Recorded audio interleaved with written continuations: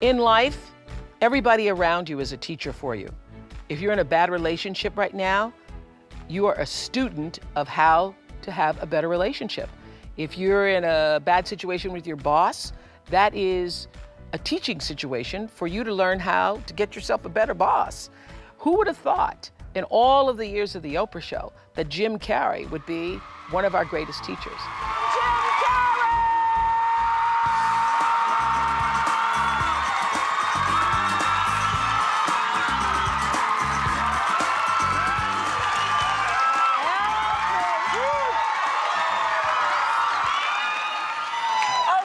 Okay. Obviously you knew somewhere inside yourself that you were destined to be famous, because I think it's really a marvelous thing, that visualization thing you did. Do y'all read about this or hear this? That you used to go up on Mulholland Drive and park every night and visualize seeing yourself as...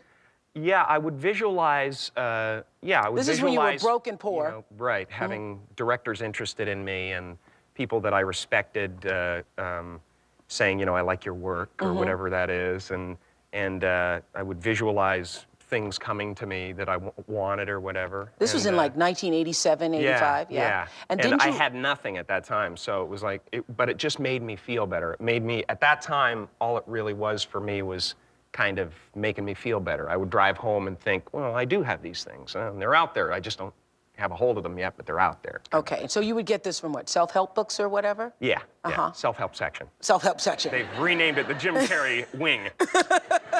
So didn't you write yourself a check? I heard that you did. Is that true? I wrote myself a check for $10 million for acting services rendered, and I gave myself 5 years, or 3 years maybe, and I dated it Thanksgiving 1995. And I put it in my wallet, and I kept it there, and it deteriorated and stuff. But then, just before Thanksgiving 1995, I found out that I was going to make $10 million on, I think it was Dumb and Dumber, maybe. Dumb and Dumber, yeah. So you visualize yourself like... Visualization works if you work hard. Yeah.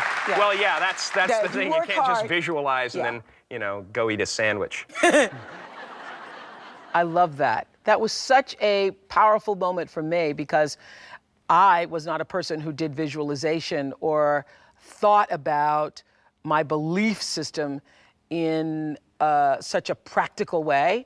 But I learned a lot from Jim Carrey on that show, and he is absolutely correct. If you can see it and believe it, it is a lot easier to achieve it. So thank you, Jim, for reminding us of that lesson. And it doesn't mean that for every person that writes the $10 million check that that's going to happen for you, because so many times people who do that process live in the space of wanting and resisting it instead of writing it, visualizing it, seeing it for yourself, and then letting it go. Letting it go, but moving in the direction of working toward it.